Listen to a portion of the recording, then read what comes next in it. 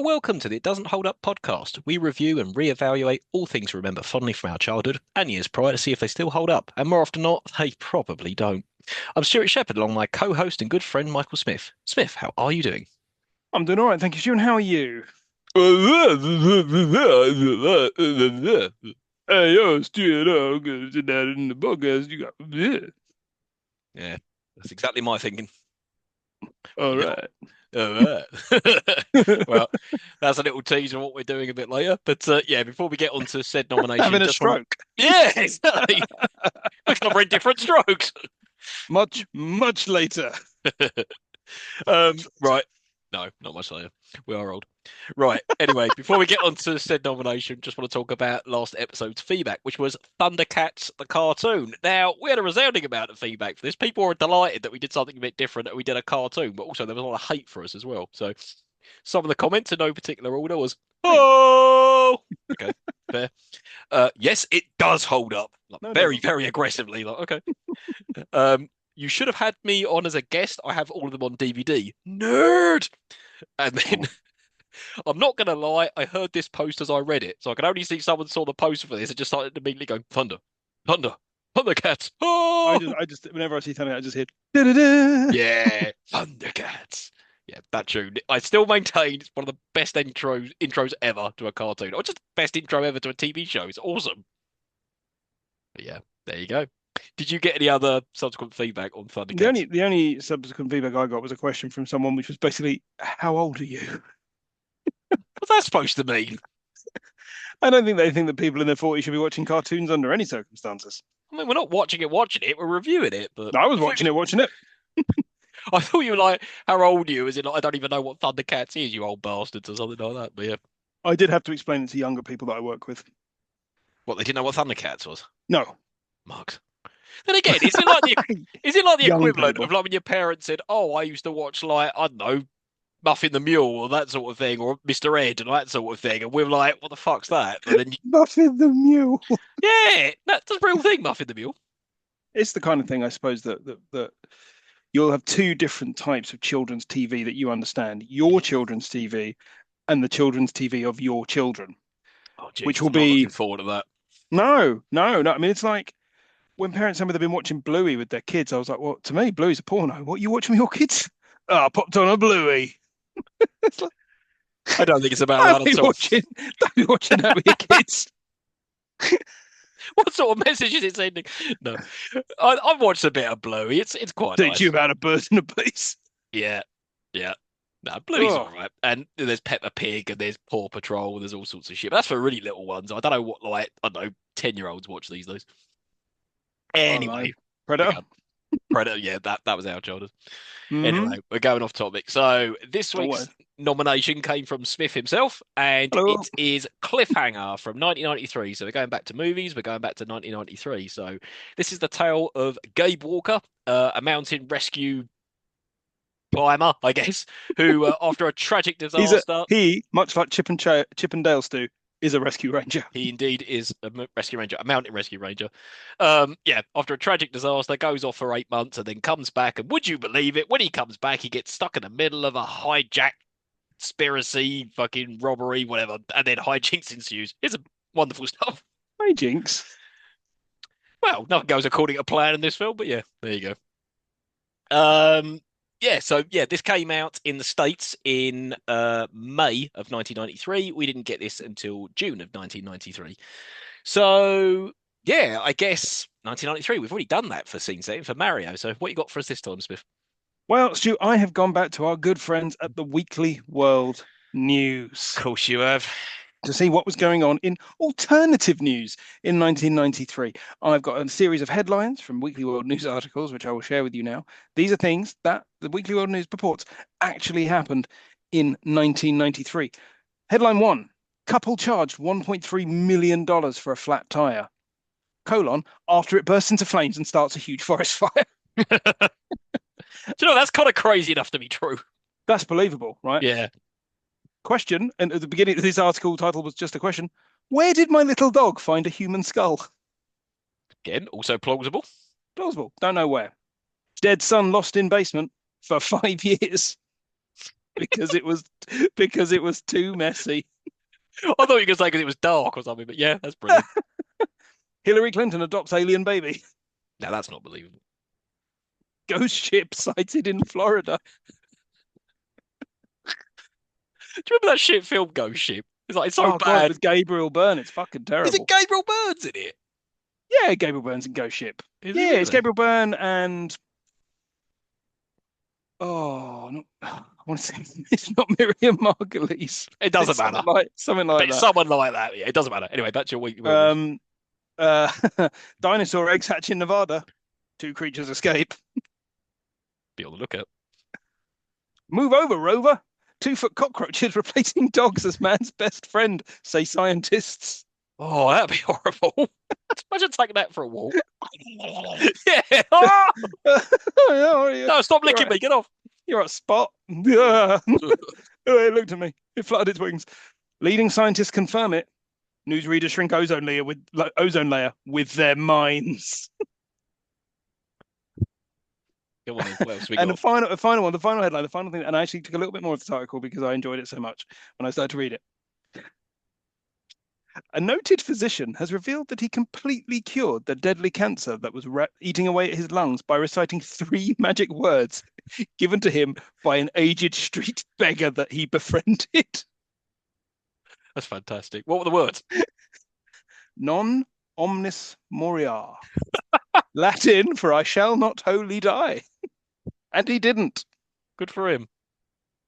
And that was all that was going on. Well, not all that was going on. It was the most interesting things that were going on in the weekly world news Some of them in plausible, 19. some of None them of them not. plausible, Stu. None of them plausible. I don't know. Someone could have got lost in a basement because it was messy. What, for 5 years? Well, that's a bit Oh, much, isn't it? my son's missing. He's. Wasn't Let's that the, not check. Let's not check the basement properly and explore what that smell is. that was the twist at the end of the orphanage? Spoiler alert! That she couldn't find her son, but he was dead in the basement at the end because he fell down and cracked his head. Yeah, but that was quite a big basement. I'd imagine this was just a suburban townhouse. You're going to notice the smell of a teenage boy rotting away True. for 5 years. There you go. And also, I'm sorry if I just spoiled the orphanage for everyone, but never mind. That's a great Right. film. Go watch The It is Orphanage. good. It's It's genuinely better. fucking scary as well. It's genuinely it's better than its twist. Yeah, yeah, definitely. Cool. Right then. So back to Cliffhanger from Mm, 1993. So, mm. how old were we when we first saw, heard, read about it, whatever? So, yeah, I guess did you see it? We wouldn't have seen it at cinema. We would have been too young. Did you see it straight away on rental? Was it on Sky? Was it years later? This is a very good question. I do not know the first time I saw this film. What I very clearly remember is having a recorded VHS of it Hmm. because I watched it again and again and again. And there are some images from this film that are absolutely burned into my mind. So yeah, probably I'm gonna say I would have been 9 or 10. Yeah, okay. Sounds about right for it Okay. to have been on TV. I might have rented it. I did enjoy renting Stallone films. Yes. Didn't we all? If I could find a decent copy of it, I would own a copy of Daylight. But this would have been right up there. Yeah. Yeah, see, I can remember distinctly where I was with this because my dad Yeah, always but used to your rent out. memory's really good. You remember distinctly Well, where you were. You saw everything. I remember nothing no, I from don't. No, 2003. no, there are some shit when I'm like, it was probably on TV. Like I couldn't pinpoint when I watched ET. I just remember it being on TV when I was younger, and it was on again and again and again. But this, I distinctly remember it. So my dad always used to rent out the latest releases, and I remember for this, obviously we didn't see it at the cinema, so I would have watched this the minute it came out on video to rent. So if it came out in June in the UK, it would have been Christmas time. So I reckon, yeah, it's probably December 1993, January 1994. We would have rented this, and I remember the campaign for this was everywhere. There was posters just saying, hang on. There wasn't much of like Stallone hanging off. Yes, exactly. Smith, if you're watching on YouTube, is holding up his Blu-ray copy of it. My And that, Blu-ray copy of Cliffhanger, which I really enjoy the tagline. Hang on, hang on. And for a long time, I thought the film was called Hang On or Hang On, hang on. Cliffhanger, like that. And I remember the campaign everywhere for it. There was just posters of it absolutely everywhere, and there was TV spots for it. And even the TV spot would end with that big logo of Hang On. I'm like, why is this your marketing campaign? If you look at DVDs from other countries, there's actual pictures of him, climbing cliffs, you know? Yeah, the picture on the front of it is Stallone in the Rambo font. I don't know if anyone can see that there. That is the Yep, Rambo font. of course. Yep. Then hang on, and then in the middle of the O, there's a picture of somebody attached to a rope jumping. Yeah. That happens at no point during this film. Not with the Very rope. strange. There's a kind of bit when he does take that leap, but yeah, I'm sure we'll get into that later. But yeah, so I remember my dad rented it. We watched it as a family. Now I distinctly, we'll get into it when we talk about the plot. I distinctly remember that opening bit to a T. So when I rewatched it, I was like, Oh yep, I yeah. remember all of that bit. I remember all of it. And then I've got a feeling I didn't watch it properly. I think when we watched it as a family, I might have watched that opening bit and either fell asleep or walked away or whatever. But then in subsequent years when it You was on I just TV, imagine a little chick going, I can't believe he let her fall. well, I to be can't. And then honest, off you walk. it might have been that. To be honest, it was such a bleak opening. I mean, we'll talk about it more with the plot. It might have been that. Mm. I don't want to watch this like that. But I remember in subsequent years when it was on TV, I remember all the bit when they're in the snow and the henchmen and all that sort of shit. But yeah, this is the first time I think in its entirety, in many, many, many Wow. years, I've sat down and watched it. So you'd think this sort of shit would be right up my street. I love Die Hard. You know, I love Arnie movies. I like Sly. I like Rambo. Like for some reason, this one was kind of a I think I've probably watched it once and I've caught bits and pieces of it over the years, but I've never sat down and watched it as an adult properly until now. So I haven't watched it as an adult. I bought it on Blu-ray ages ago, but as is my way, I buy Blu-rays with alarming frequency and never watch any of them. They just Quite sort of right. pile up until they topple over and kill me when I'm Yeah. an old man buried in Blu-rays. Now, I did, however, watch it again and again and again when I was younger, again and again and again. Like Mhm. I haven't seen it as an adult. It's one of those films that I had these films that I watched all the time when I was younger. Maybe because I had it on VHS and I had a limited selection of VHSs or just Yeah. like a limited range of films that I'd watch on repeat. But as I've got older and I've got access to more and more content, the chances of me rewatching something that many times are pretty slim. And the chance of me watching something that I know that I've seen a million times are pretty slim. You can probably chalk this up to the same category as Dust Till Dawn, as something that I've, watched a million times at one point and have not watched in years. I get that because when we were kids, even if you had Sky, there was only two movie channels on Yeah, Sky. And then, yeah, you're right. There was no Netflix. There was no movies on demand. You only had what you rented or what you bought. So if you yeah. only had 40 videos, you'll probably watch them all the time, wouldn't you? Or in the case of this, I believe I recorded it off the TV. I don't remember owning this on physical copy VHS. Yeah, and I'm surprised I never recorded it off telly or tried to own it. I don't know. Like I said, you think this sort of film would be right up my street, but there It's you the go. kind of it is the kind of film that really sort of lends itself again to like 10, 11, 12-year-old boys. Yeah, It's totally. it's very much that kind of adventure film, Hmm. violent but not it doesn't revel in the violence that much. It's not like Yeah. it's not over the top, but it's violent. It's exciting. It's got that element that I always love in films where people get picked off one by one. In this case, Yep. it's the henchman, but I've always enjoyed that in movies. Like Yeah, you me get a too. group of people and just whittle them down one at a time. Yep. Um, it's got some pretty good actors in it as well, this film. It does, which we'll explore in a minute. So yeah, should we get into the plot? Yes, let's get The into the crazy, plot. crazy plot. Right then. TriStar, another one. Oh, this time we don't get the.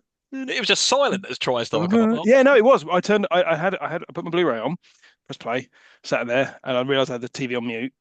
So I put the TV on and it was still on mute. I was like, don't tell me the fucking Blu-ray's broken. Yeah. And then Carol Co. Oh yeah. That brought back some nice fuzzy memories. We're That like was Carol that's a Co.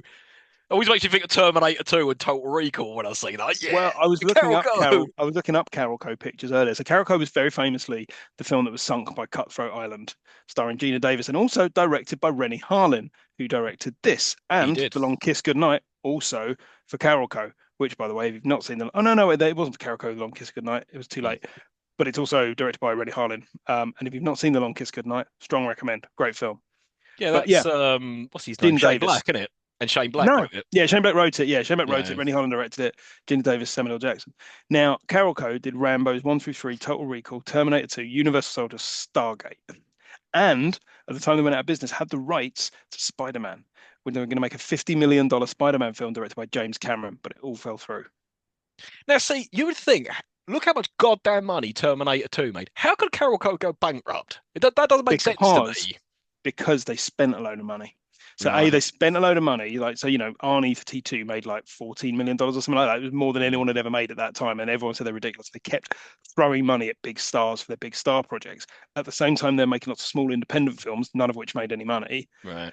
And then when those big ones started to fail, they had no backup. Right. It Okay. was just a poorly leveraged business model. Shame. Because yeah, they made Yeah. some bangers to start off with. So yeah. Mm. Cool. Sorry. That's all I've, right. I've, I've, I've derailed us. And you burnt through your Smith trivia, but yeah, all right. That's not Smith trivia. That's All right. interesting contextual scene setting. Fine, fine, fine, fine. Yeah, we get a rescue helicopter flying over the mountains. There is awesome cinematography in this. It's really, really Beautiful. It's beautiful to look beautiful.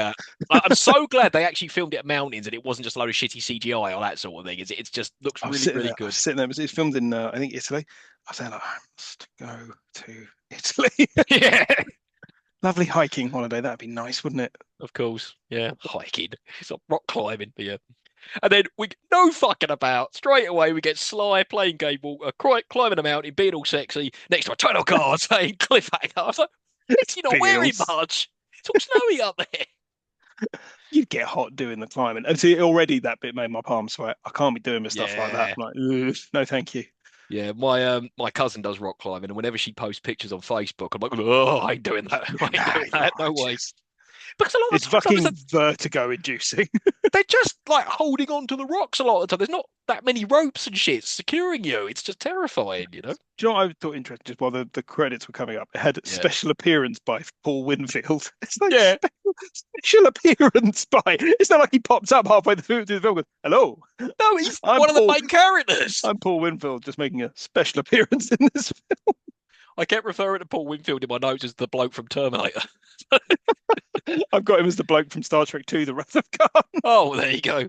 We shall refer to him as both. And then on the credits, Michael Rooker. I completely forgot Michael Rooker was in this. Michael Rooker, early Michael Rooker. He's playing Amazing. Hal, one half of Gabe and Hal, Rescue Rangers. Not the first time you're going to say that, is it? It is not, no. No. No, it is the first, not the No, it won't be last. the last time. Sorry. Sorry. I'm very Definitely sorry. the first. Yeah. Well, it's the first I've said it on this podcast. Ask Hannah. It is not the first time I've said it. Oh, I'm certain of it. Also, what might pop me in the credits, the associate producer was Jim Davidson. I really hope it's not that one. It's only a game, so put up a real good fight. Oh, one day we will cover Big Break on this show, but not yet. Not yet. Jim Davidson, co-producer John Virgo. Yeah. Trick shots and everything. That explains why there's an extended 5-minute snooker sequence in the middle of the film. If only. Right. Anyway, back to this. So we get Frank on the radio, and he's asking who. Oh no, he's talking with Jesse, who's the pilot, and then can he see Hal and Sarah yet? Because that's who they're rescuing. I'm like, why are they rescuing them? Is it because Hal's hurt his leg or something? It's not clear. I mean, it's a bit odd why they've gone up there anyway. What their plan was to get down. Well, yeah, because Because they're I could perched climb up on up a that. really random bit, aren't they? Where they are. Yeah, I mean, you could climb up that, but I hate climbing down it. No, no, yeah. So he's up there with Sarah, who's not a climber, but Hal's part of the rescue team. But he's decided to take his non-climber girlfriend up there, and then they subsequently got stuck and had to call the rescue team. So it's like, all right, that's very irresponsible. Um, Jesse radios to Gabe, and are they boyfriend and girlfriend? Are they married? Because at one point it zooms in on his finger, and he's got a wedding ring on. Yeah, their relationship is unclear. Yeah, And okay. I didn't. I kind of got a bit. I just thought when I was a kid, I didn't remember them having a relationship Ah, yeah, okay. because it's remarkably chaste for the whole thing. Like they don't. I don't think they kiss in this, do they? No, they don't. There's a bit when he might No. gives her a bit of a hug, but that might be more of a Yeah, sympathy hug. You know what I mean? So it's yeah, yeah. So I always thought that they didn't, but it seems from the dialogue that they did. It must be he must mm, be his wife. It's yeah, very strange. It's underdeveloped part of the film that. yeah. Well, anyway, so Jesse radios to Gabe that they found Hal, and Gabe goes, "Oh, I'm just hanging out." It's not going to be the first time we're going to get shitty puns like that. This was the Uh, bit where she's flying the helicopter basically underneath him. That yeah, feels unsafe. yeah, yeah. I mean, I know if he falls off that thing, he's fucking dead, but rather that than fall into the plate of a helicopter. Well, there you go. And then Gabe continues to climb and make his way to Hal and Sarah. I'm like, why does it need him? Oh no, because he needs to rig the cable up. So yeah, that's right. And yeah, Hal's hurt his knee. Apparently, he said something about it popped out, and they make some sort of joke about, oh, when you got out the jacuzzi or something. Like, wait, what? Yeah. It's also for Michael Rooker. I love Michael Rooker. I Yeah, think I he's a do. great actor. He does not fit the mold of jovial best friend because I've seen Henry portray of a serial killer. Oh yeah, And I'm just like, he's just going to chop you up and put you in a suitcase and leave you by the side of the road. Like he's not, he doesn't have like the, oh, he's my best mate. It's like, no, Michael Rooker's no one's best mate. no, he's much suited as a villain. Like even Yeah, like in Guardians of the Galaxy, Yadu, he's still a bit of an arsehole in that. So yeah, he, yeah, he's he's much. that's his role. Yeah, Yeah, totally. The helicopter has a cable attached to the mountain which Gabe secures, or does he? Oh, yes. Um, and then despite having a hurt knee, how easily he makes his way on the cable, the helicopter just like abseils across. Like, has he just like dislocated his knee or something? How's he very easily making his way over there? Yeah, throughout all of this encounter, there's some truly dreadful dialogue. Is like, Yeah. what do you say? We leave this cloud behind. What? The fuck does that mean? Keep your arms and legs inside the vehicle at all times. It's like, that doesn't make any sense in this scenario. I wonder No. if it will make sense in a later scenario, which sort of explains why you've put it in the film, but still Mm. doesn't make any sense. No, no. We'll see. Also, Uh, the bit like, oh, we're still on for dinner tonight, beer, pancakes. It's like, well, I really hope nothing bad happens here. what could possibly happen? Yeah, understandably, Sarah's very scared and apprehensive about climbing over the helicopter. I was like, well, yeah, it's like a sheer drop. Like, that cable was like, there must be an easier way to get them in that helicopter. Even Yeah, if it just just flies a bit closer drop and just something jump in, down and yeah, no, or like a ladder, like just a ladder, and just climb up. But I don't know. yeah, it's good enough for Uh, the Joker. It's good enough for you. I was just thinking Batman when I said that. Yeah. Um, yeah, and then Sarah starts climbing across. Everything starts going catastrophically wrong as everything starts breaking and unfastening. I'm like, why did that happen? Because that clip was a bit shit or something. But It yeah, just snapped. yeah, okay. Gabe starts to climb out to Sarah, but Hal But believes it's not strong it's enough for also two people. when she's falling, she seems to be gently letting herself down. Yeah, which is So, probably what happened. Yeah, yeah. Yeah, Hal said, oh no, don't go on there. It's not strong enough for two people. I'm going to send my harness out to Sarah. I'm like, no, what Stallone wants to do is probably a lot more practical. Go out there and physically grab hold of her before she yeah, falls. Don't just go, also, it's fine because his weight didn't cause anything to happen. Because if it wasn't safe for two people, the whole rope would have snapped and they both would have died. exactly. Yeah, so it doesn't, it's a bit of a moot point what Hal makes. Mm. Um, and then yeah, the as he's trying to like grab hold of her and save her, the toy dog falls down, and Sarah seems very distressed. I was like, "Oh no!" I do remember that bit as a kid. Even I found that bit. I was like, "Oh no, the toy dog!" I'm more upset about that than her dying. Um, Gabe reaches out and he manages to catch her just as she falls, but as he tries to pull her up, she slips down and pulls off her glove, and she plummets to her death. Now, I must say, when I saw that as a kid, I've mentioned it in the intro of this. That was shocking because you wouldn't expect that from a Stallone movie. You'd think he'd saved the day and he's the hero, and then some trouble happens later on. But to start the film with a tragedy is like, oh, holy shit. Yeah, yeah, yeah. And no nicely parodied in Ace Ventura 2, Yeah, when nature calls, where he drops is it a raccoon? raccoon. Yeah, Yeah. Um, it's the bit where he goes across and she slips and he falls and he reaches down and grabs her and catches her. But yeah, that's impossible. She was already out of his reach when she started to yeah, fall, yeah, so he yeah. wouldn't be able to catch her.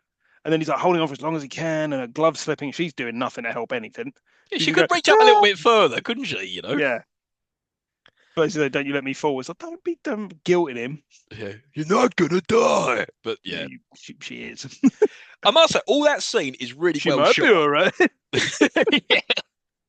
I mean, like blue screens have obviously been used, but it looks really good. It doesn't look ropey at When all. I Oh, was that I looks really good. was I was reading actually earlier about how that was done, and some of it's done for real. Some of it's done actually Mm. on the wire with the actress who fell with wires underneath her sleeves. So it's Oh, sort of okay. she's still attached to the rope, and then they're like digitally removed later. Then there's some stuff done on a blue screen where they've sort of she dropped a few feet, and there's some with Hmm. a where she dropped on a big balloon, and there's some done with a stunt person who actually falling um, a bit further down. Yeah, I think it's probably why she's wearing a backpack, uh, Ah, okay. because that's her parachute. Right. Well, and it looks really, really impressive how they did it. A nice mixture of practical and digital effects. But yeah, it's very, very good. Very good. Yeah, Right. So then Gabe's obviously distressed that that's all happened. But then fast forward, it's 8 months later. We're at the United States Treasury in Denver, Colorado. Because why not? And then a shitload of money's being counted and loaded into cases by Agent Travers. And then that bloke from Terminator or the Wrath of Khan comes in with agents and asks if this bloke Matheson, who's being transferred over, can get a ride with Travers as the money's being transported. He's like, yeah, sure, why not? I'm like, what? Why? yeah, it's easier if driving would take too long. Yeah, way too long. And then we As get a long whole as lot. they're like nobody can touch us in the air. It's like, All right, I sure. wonder what will happen. But why? Why can no one touch them in the air? What's stopping terrorists shooting down the plane and then just taking the money? Like, why can they not be touched in the... Anyway, They've not really thought this through. they've not. Through a load of exposition, we're told that this money's being transported. The money being transported is not in general circulation. There are $1,000 bills. They're only used for international banking exchanges. And yeah, like you just said, it's being transported by airplane because nobody can touch them in the air, or can they? No.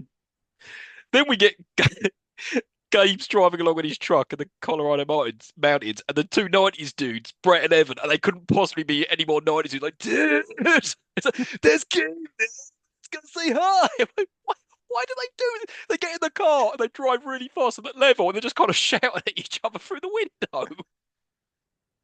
Oh, These two arseholes were annoying when I was 10. I yeah. found them annoying then. They're annoying now. Base jumping is stupid, and people who base jump are stupid. I have no sympathy for them. And also, I don't think two stoner dudes would be doing jumping. Like these two seem completely inept at doing this. But all right, fine. Um, yeah, they're off base jumping, and then they invite Gabe along, who politely declines and warns them that dangerous weather is coming in. Hmm. Mm. Right, so this will probably clarify. Yeah, so Gabe goes to see Jessie at her house, but then we learn it's their house because she said, "Oh, this is our house. I don't want to, leave here." So Gabe left 8 months ago after the Yeah. tragedy of Sarah to deal with his shit or whatever, and he's come back essentially for Jessie to come back with him. And she's like, "Well, no, I'm staying here. My whole life's here. My job's here, and all that sort of shit," which is understandable. Like, you telling me he just fucked off one day and she had no contact with him for 8 months?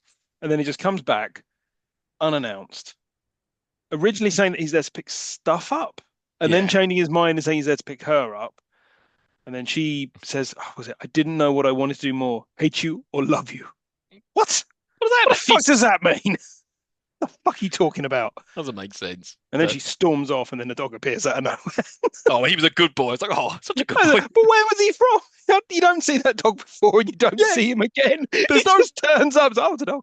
there's no payoff. It's not like the henchman killed the dog later on or No, something. There's no I payoff to this suspect. dog. I suspect that dog was just a member of the crew's dog. He just It just, wandered onto set. and they just improv like, hey, how you doing, boy? How you doing? Oh, Yeah, no, go on the tree. I'm going to give you a little scoot about it. there you go. Oh dear. Right. So then, yeah, they get the plane journey carrying all that money, and Matheson spots a plane following them outside. Hmm. Hmm. I love it when, is it Travers goes into the cockpit and it's like, yeah, pre-9/11, when you could just walk into the Yeah. cockpit of a plane, just a handle. There you go. Yeah. Jesse arrives at the Rocky Mountain Rescue Office and speaks with Frank and Hal. And Frank is doing some weird art shit. I was like, what is the point of this? Like, I this don't doesn't know. go anywhere either. No, it doesn't. Doesn't go anywhere. Hal's Uh, completely over his dead girlfriend by this point. yeah, he's not interested. He hasn't gone off for 8 months like Sly has. He's fine. He's He fine. didn't drop her. Yeah, that's true. Oh, well, we've only been going out a month. But technically, it was his fault. If he hadn't have taken her up the mountains, none of that shit would have happened But anyway. But, he's Michael Rooker. He was going to kill her anyway. So well, yeah, true, true. If the plane didn't drop him, it would have been just something saved else. him. Just saved him a job. Yeah, there you go. Maybe that's why he's pissed about it all. Anyway, so Matheson's concerned that they're being tracked, and Travis tells everyone to calm down. Then, yeah, that's when he goes into the cockpit and says that that plane is coming in too slow. Why do you Hmm. mean it's coming in too slow? And then everyone starts getting their weapons, and Travis reminds them that this is his jurisdiction. But Mattis ain't no fool, and then realizes that Travis is trying to hijack the plane and steal the money. But is he? But is it? Yes, yes, it Yes, he is. Yeah, because he shoots Bruce is. McGill. Yes, he does. He shoots everyone and takes out his own men. It's like, oh no! What are you One of his two shooting men, I'd sensible say one of for? his two men was Bruce McGill, who's in like Matchstick Men, but he's in loads of films. The guy with the goatee, he's Oh in yeah, yeah, yeah. everything. Also, Travers, who the fuck is that guy? He looks so familiar. What's he been in? So I looked him up, and I don't think it was, what's his name? I was looking at it earlier. Rex Lynn. That's And him. Yeah. Rex Lynn. Let's have a look. He was in The Long Kiss Goodnight, Cutthroat Island, friends with A lot Mr. of Reddy Reddy Harlan. Harlan stuff. Yeah. Yeah, Drop Zone, Clear and Present Danger, Wyatt Earp, Rush Hour. Rush Hour. Russia. That's where we know. He's one of the two FBI agents. Yeah, he's one That's two where we've everyone's in seen him. Rush Hour. There he is. There it There. is. Oh, that's two films with him we've covered. There you go, With Mr. Rex Lynn. Mr. Rexlin. Travers then radios over to the other plane, and we get a lot of plane flying jargon. We're coming in at this altitude and this and that, whatever. I was like, Breaker oh. Breaker. It's like this film's already like 2 hours. You could cut some of this. Yeah, that's a big criticism I got this movie. Why is this film 2 hours? You could have done this in Nah, like an you hour could have 40, something like hour that. 45, yeah, easy. Yeah, yeah. The co-pilot assassination is cold when the pilot kills the other one. Yeah, why does He just like, shoots him point blank in the head.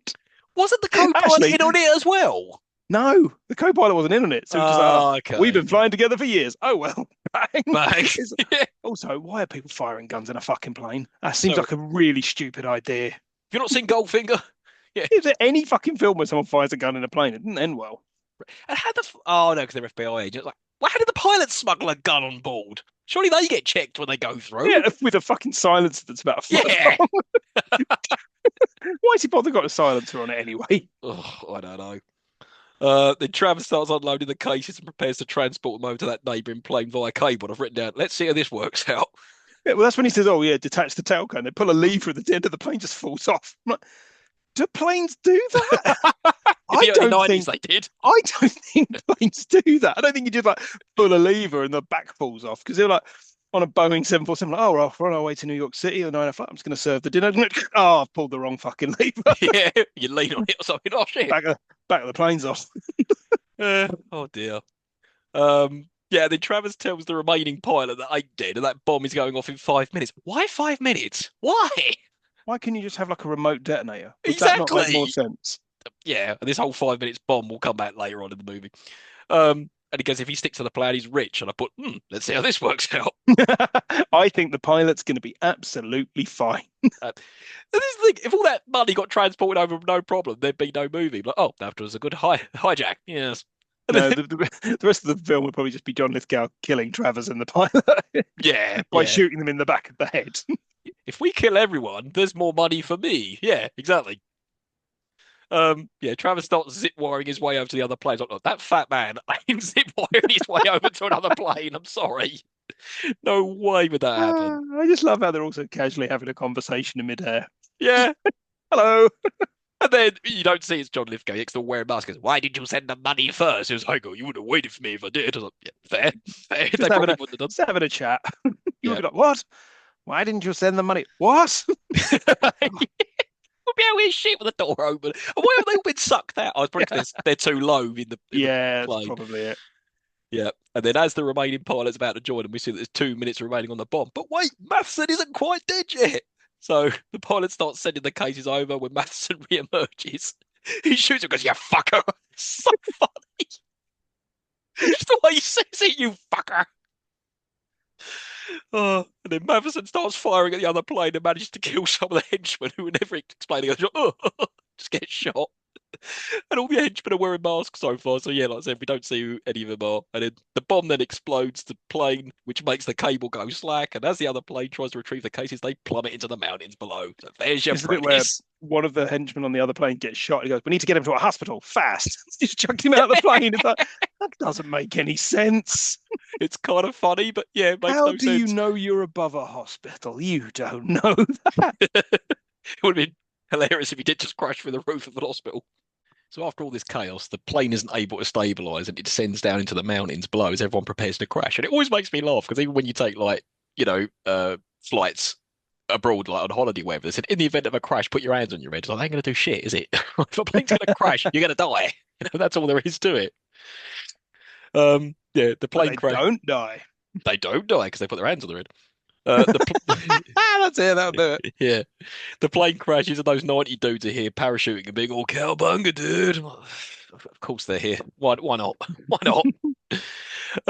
One of the pilots we see that he's dead, so presumably that was from when Matheson was shooting. And I thought, why did this plane need so many henchmen on this plane? And why did they all need so many guns? And it's also very lucky they're all wearing warm clothing. Yeah. Well, yeah. Yeah, that is a very good point that I had not considered. I think the pilot dies in the plane crash, but yeah, Okay.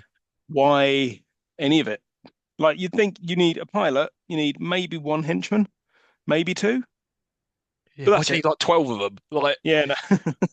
but you could also argue that about Die Hard, right? Because if John McClane wasn't there, yeah, that probably would have all gone to plan. They would just would have gone Mm. there, stole the money, and got out of there. But they all turned up with loads of guns and bombs and this, that, and the other. There's about 12 of them then. But they didn't know there was going to be a cop there. So, or did they just always anticipate the authorities were going to come? I don't Yeah, know. they always knew the authorities were going to turn up. They wanted the authorities to turn up because they in Die Hard they need them to cut the power. So they need the Ah, FBI. that's You it. ask for a Yeah, miracle, Theo? I give you the FBI. that's right. And then they faked the blowing up the roof so they could fly away. Yeah, Yeah. yeah, yeah, yeah, yeah. There you go. All right. Oh, sorry. This we're not talking about Dial. We're talking about Cliffhanger. Yeah. So now the plane has crashed. Everyone unmasks, and we see it's our bad guy, Eric Quaylen. Eric Quaylen. What sort of a name is that? And he's played by the brilliant John Lithgow. And I can't work out. I was like, is he supposed to be English, or is he just Yes. really He's enhancing his accent? Like, what is no, he he's doing? trying to do a British accent. He's one of those Americans, and I've seen him. So he played Winston Churchill in The Crown. Yes, he was good in that. He's gonna Yep. be Dumbledore in the new Harry Potter series, and I've seen him on stage as Roald Dahl in a play called Giant. And he's one of those Americans that thinks he can do a really good British accent. He can do a passable British accent, and it's got better over time, but it's not good, especially in Was this when he's next to two actual British yeah, people. yeah. But hang on a minute. Wasn't Roald Dahl Welsh? So is he doing an English accent, or is he trying to do a Welsh accent, or is he just He's trying to do just like a doing an English. neutral accent? He's doing like a neutral English accent. Right. Okay. He's not. He's certainly not doing Welsh. I All right, wrote, boy. Oh, I wrote the BFG. I did. I wrote the BFG and I'm a racist. Oh yeah, big time. Anyway. Anyway, Uh, yeah, Quaylen is obviously pissed off about this colossal fuck up, and yeah, he blames Travers for all this. And then Quaylen wants the tracking device. Like, tracking device? What? And then, why would a case have a tracking device on it? I mean, I get it, it's a shitload of money, but it's a very intricate tracking device they got because Travers explains its use system as it has like 50,000 different codes which change at different intervals. It's like, what is this, the Enigma box? I was like, what Yeah, is this? and how do you remember them, you dickhead? Yeah, exactly. He's got like a list of like all the possible combinations, but yeah, Craig Fairbrass, isn't it? And he threatens to break his fucking neck in a minute. Quite, I'd like to see you. No, Charles, I'd like to see you try. What And is Fairbrass in this? that's the last thing Craig Fairbrass will say for about 40 minutes. Apart from just in the background, he's gonna be like, "Ugh." Geyser. Yeah. Um, Quaylen tells the pilot Crystal to radio for help, and she's found a frequency. And luckily, the Rocky Mountain rescue team have picked up the distress call. I was like, oh, that was convenient, wasn't it? But you'll see in all of this, everything is open line. So when they Yeah, radioed for help, surely the bloke, oh no, because the bloke from Terminator wasn't on the wasn't around radio yet. by this point. No, Yeah, fair enough. he's still back in Langley, Yeah, no, Colorado, Colorado. Yeah, still back in Colorado. Still in Denver, Denver. Yeah, because they're sitting in there. Colorado, but they're in Yeah, yeah, Denver. They're in that's the right. It's the Rocky Denver. It's the Mountains. Denver Mint. Yeah, it's the money. Yeah, okay. Yeah, cool. After bullshitting them, they agree to come and save them. So Jesse comes to see Gabe to tell him This is about it. Sorry, go on. this is the bit where she's radioing and she's saying, "We need insulin. We need insulin." And then John Lithgow turns to Travers and says, "We need insulin. Would you have thought of that?" It's like, well, no, no one would because it's fucking stupid and it doesn't mean anything. What do you think they're going to hurry? You think they're going to hurry more because you need insulin? No, they'd hurry anyway because you're trapped on them. It's Well, stupid. exactly. You could freeze to death. Like, what is it about? But yeah. Jesse comes to see Gabe, who's still there. Apparently, he hasn't grabbed all of his shit yet, and tells him about the emergency call when she needs his help, as Hal is going up there alone. But Gabe don't want to get involved, especially as knows that Hal doesn't want his help. But then he eventually agrees anyway. It's like, what made him change his mind? She says something to him. He says, "If you don't do this now, you're going to be stuck on that ledge for the rest of your life." So, what a sensitive portrayal of PTSD that is. You just sort of see Gabe sort of like nod, like, yeah, you're probably right. It was God. So back at the Treasury office, that bloke from Terminator was angry at hearing the plane went down. But no, you said no one could touch you with the airplane man from Terminator. So how'd you feel now? Egg on your face. Special appearance by Paul Winfield. Special. Yeah, I remember in the Nightmare on Elm Street Part 1, it said special appearance by John Saxon. Like, why is that a special appearance by He's the main actor in it. He's he's just in the Yeah, film. it's not a special appearance. It's when you're in for like one scene or something. Yeah. Um, yeah, and then they say the plane went down, and the colleagues explain, "Oh no, it's because the weather is awful. That's what made it go down. But it's going to be not going to be easy at all to locate the plane." Mm. So, then more FBI agents arrive, wanting to speak to him, and then we learn that Matheson, the guy who was like, "Yeah, fucker," was actually on a special surveillance mission as he thought some dodgy shit was going on at the Treasury, which it was. So the bloke from the Terminator doesn't believe any of the hijacking theory or anything like that, or it's an inside job, and the money is useless to steal because whatever, it's for, trading and that sort of thing. And then we get some exposition about Quaylen. Apparently, he's a former military intelligence guy, and he's been behind all of this because he's been moving like blood diamonds and other money from of like stock exchanges and all this other sort of stupid shit. And at this point, we know it's $100 million that they're trying to steal. Yeah.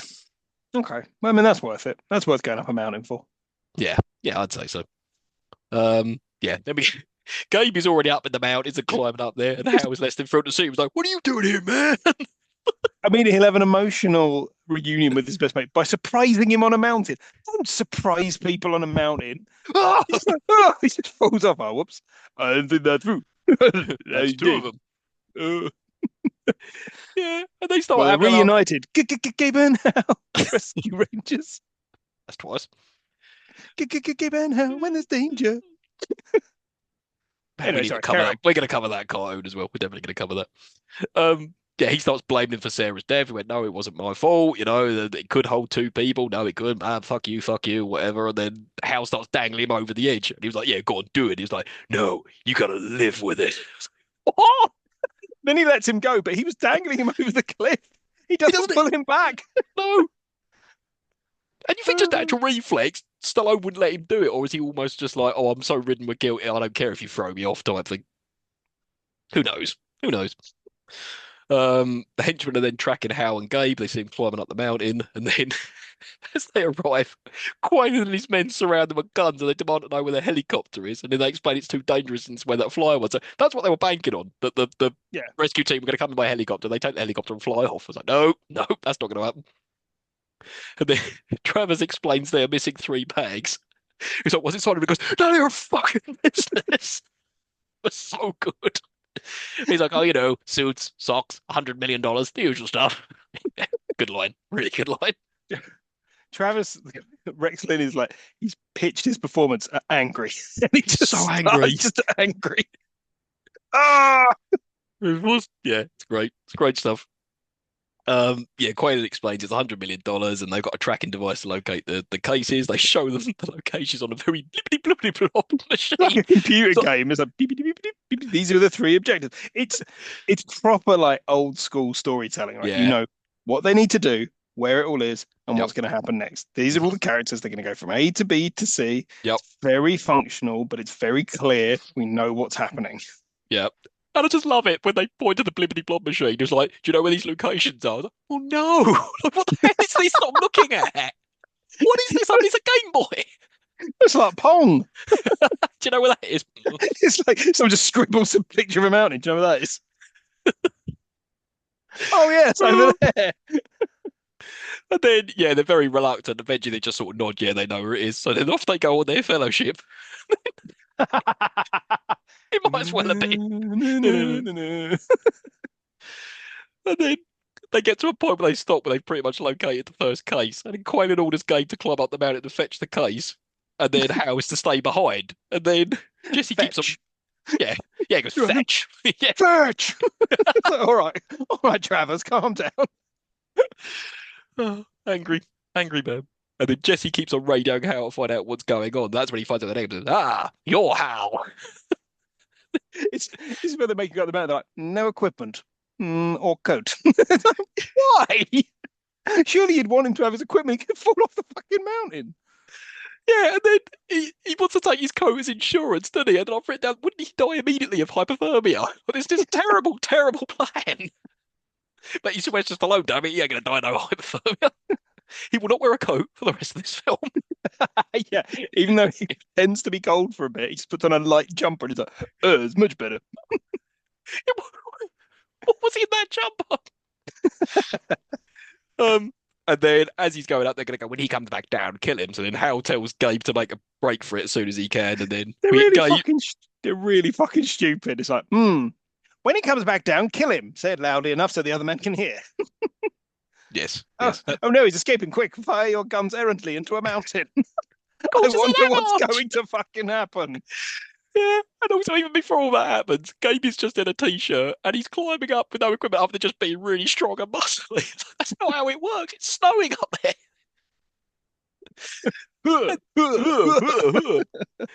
And then he manages to find the first case, which he opens with ease. Like, doesn't he just like whack it with a rock and it opens? Like, I don't think that's how really high-tech FBI security cases would open by bashing a rock on it. But okay, yeah, it opens anyway.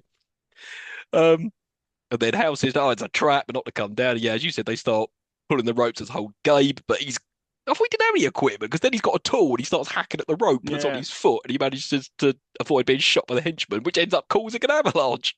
And it doesn't get Gabe, who I remind you, is just wearing a t-shirt. And then for some reason, Gabe throws the case down in the mountain, and that sends the money flying everywhere. I'm like, did you do that just because, like, fuck you, you're not having this money, or did he do it to Yeah. make it look like he got lost in the avalanche as well? I think he wanted them to think he was dead in the avalanche on this one. But Right. also, those cases are shit if they can't withstand a little knock like that. Fell out of a fucking plane and it was fine. Well, exactly. These cases seem to open up with ease and spill money out everywhere. Why aren't they secured with like ropes and things like that inside? You know, like a lock. Yeah. Just a common garden lock. Like a Samsonite lock. Yeah, there you If I go. forget the code to my fucking suitcase, I can't get into the fucker. No, you bash him with a rock, it just opens. There you go. Oh, I haven't tried that. There That's you what, go. maybe that's what I do next time I'm on like, ugh. Yeah, big Oh, old rock. yeah. Um, and then Hal speaking to Jesse under instruction from Quaylen via the radio, and he pretends that everything's okay, so they can proceed to the next case. So yeah, it's almost like a computer game. Like stage one, get that case. Stage two, we're gonna get the second case. This is how they Yeah. built this film. It's very, very methodical. Mhm. Jesse is worried for some reason. I was like, Hal just told you everything was okay. And then she discusses with Frank and wants to be flown into the West Valley so she can reach them more easily. It's like, okay. And then Frank agrees after Jesse agrees to buy one of his weird paintings. Like, what? What? And there's no payoff for this painting shit. No, no, that's it. That's the end of it. She's, yep, okay. Yep. And then Hal shows the group that the next case is on top of the peak. And at this point, Gabe is still in his t-shirt and he's climbing further up the mountain, which is vast, I might add. It zooms back. He's got no equipment, no coat. He's just in a t-shirt. He's with ease climbing up this massive, massive mountain. Jesse arrives with Frank at helicopter and starts making their way along the river. And Gabe, still in his t-shirt, I might add, he gets to the top and then he takes refuge in some old shack. I'm like, look, what is this shack? Is this shack supposed to be an old museum, or is it just supposed to be like an old outpost for rescue climbers? Or what is it? I believe most hiking trails, especially on mountains, have shacks at regular intervals for people to sleep in and to shelter in storms. I think that is a common thing that there will be just shacks. And sometimes I think you have to book your place in them, but sometimes they're Oh, just okay. there. But the reason why I thought it might have been a museum is because there's like a glass cabinet of tools in it and all that sort of Oh shit. yeah, it might well have had a little exhibition in it. Yeah, it could have just been an exhibition. Yeah. And then when he breaks at the shack, Jesse's convenient inside. I was like, why is Jesse in there? Like, did she be like, oh, And I've why been did walking she for lock the five door minutes, I only behind done her? Yeah, exactly. Then yeah, he starts explaining what's going on, and then she breaks a glass cabinet and gets him a jumper, not a coat, a jumper. An old jumper like that, and one that miraculously fits this muscle-bound man. None of this makes sense. Then Jesse says that the cold killed her radio or some shit, so she can't call the police for help. Like, what? Well, why has it killed everybody else's radio? The henchman, what's so shit about her radio? The cold I mean, killed it. it's fucking convenient that the cold killed my radio. Convenient. But also, didn't she get flown into a really easy part where she could make her way to the shack? Mhm. So what? How did How shit's her radio? where'd she get it from? Fucking Tandies or something like that. That's a parcel of nuts. It's a little Thomas the Tank Engine too. My cold killed my radio. Oh dear. And then Gabe and Jesse grab everything they can from the shack and vow to make it to the next case before Hal and the others do. And they always seem to be one step ahead. Like, but what route are you taking? Oh, no, I think you're made to believe Hal is deliberately taking them around the houses, isn't it? Yeah, So he's yeah, yeah. not. Yeah, okay, okay. Travis shows the group they're close on the blibbly blob machine, but he's getting real fucking tired of Kinnett's threats. Yeah, Kinnett's is played by a bloke called Leon. I wrote this down. You know something? I'm getting real tired of your threats. Are you? Absolute shit. That dialogue is terrible. Are you? Is that the best they could come up with? Are you? Oh, okay. Well, hang on. I'll come up with something better. Yeah, the dialogue is woeful with this film. It's Yeah. absolutely woeful. But like, Kinnett is played by Leon, who's sort of a big deal. Because on the credits it said Leon. I was like, am I watching the film Leon? I was like, oh no, no, no. The Leon is actor's actually just got a single name. Yeah, I looked him up earlier as well. He's in Cool Runnings, came out the same year. oh, Yeah, okay. yeah. I think I'm not sure if it's part of your trivia, but there is a reason why Leon was cast in this movie. But okay, whatever. Yeah. Gabe takes the tracker out of the case. Oh yeah, that Gabe and Jesse then find the case and they uncover the money. It's like you found that real fucking quick. Like, how did they find it based on what he was briefly shown earlier on the Blibbity Blob machine? Like, how? He's like, They took, oh, that second blob is clearly up there different pairs. I've heard it. How well do they know these men? Well, I guess they know them pretty well, the rescue team. But I know yeah, this band in the back of my head. Ugh, that's new. yeah. Gabe takes the tracker out of the case and asks Jesse for a pencil. Now, the payoff to this was like, that's not a pencil, but all right, that's fine. No, it's not a pencil. And if it was a pencil, you wouldn't have been able to write legibly what you wrote on that money. And also, why was she carrying a pencil and or a marker pen with her? Why? For what reason? They're up in the mountains. I've always got a marker pen with me. It's so that I can draw moustaches on magazine covers. 666 on people's heads and shit. Yeah, yeah. Um, yeah, Gabe and Jesse spot the group arriving and start trailing them. And then Travis discovers that Gabe has built a snowman with a tracking device in it. The case is now empty, apart from one bill that says "Want to Trade" written on it, which angers Travis as he realizes Gabe is still alive. I'm like, this is really stupid. Like, why are you giving the game away that you're still alive? You could have just Yeah. easily tracked them and picked them off one by one or something like that. Yeah, but also this is the bit that I've Yeah. watching it now. He's a rescue ranger, right? He's not an ex-Navy SEAL. No. He's not an army. He's not an army ranger. He's not a cop. How is he beating mercenary commandos in fistfights? How is he outmaneuvering them? How is he outflanking them? Like he wouldn't be able to pick them off one by one because if he was just like someone who rescued people from mountains, he'd be shit in his pants. Yeah, I mean, because I know he's muscly, but he's not a trained fighter or killer. no, because realistically, someone like Frank is a proper rescue person, just a normal average Joe who rescues Yeah, people when they get stuck. yeah. I don't know. So then the group start trying to track Gabe using night vision goggles, because why not? Then why have they got night vision? They didn't know they were going to end up in the snow. Why have they got night vision goggles? Anyway, Gabe and Jesse make a break for it, and then Gabe and Jesse separate. It's one of the henchmen is shooting at him, and he tells them to meet at Terrible Eagle's shots. Cave. Terrible shot. Yeah, this bloke's called Ryan, I think. I've been trying to name some of these henchmen, but some of them are just so nondescript. Like, Ryan. Brian, at least five of them have been dead since the plane crash, so it's hard to keep track of them all. And then as Ryan is trying to track down Gabe, he sets a flare Ryan. off. Gabe sets off a flare in his face, and they start having a fight, and that sends them sliding down the mountain. Now I do remember that bit from when it has been on TV. It's like, Yeah, yeah, I yeah, remember yeah, that bit. Yeah, yeah, yeah. And then Gabe is punching the dude. It's like, going, that's not how it works. It's not how yeah. it works. Wouldn't be able to do it. And also, again, trained military commando, and you're just a man, a Just a rescue muscular ranger, man, but a man, just a a man. man that doesn't have a gun. And he's giving the Ryan like ice burn, and everybody's pushing his face. Ryan, And then Ryan goes flying off the edge. Ryan. But the trusty pickaxe that Game has saved him from also going over the edge. So fucking stupid. Where did this sudden sheer drop come from anyway? And you saw him falling into the darkness, like, oh. The complete abyss. And then at this point, Fairbrass talks again. He's getting really annoyed. He's like, fuck the money, fuck you. I didn't come up this mountain to die. And then Quayle just immediately restores order amongst the men. Like, no, stop it, stop it, stop it. The fight's not here, it's out there. Or some Who shit. is it? Is it Stallone that says gravity's a bitch, ain't she? I walk when Ryan goes Yeah, flying over. Ryan. It's like you are still dealing with the trauma of a gravity-based incident. Why are you like he fell off a mountain just like that woman I dropped. I dropped her. And I Gravity dropped him. really is a bitch.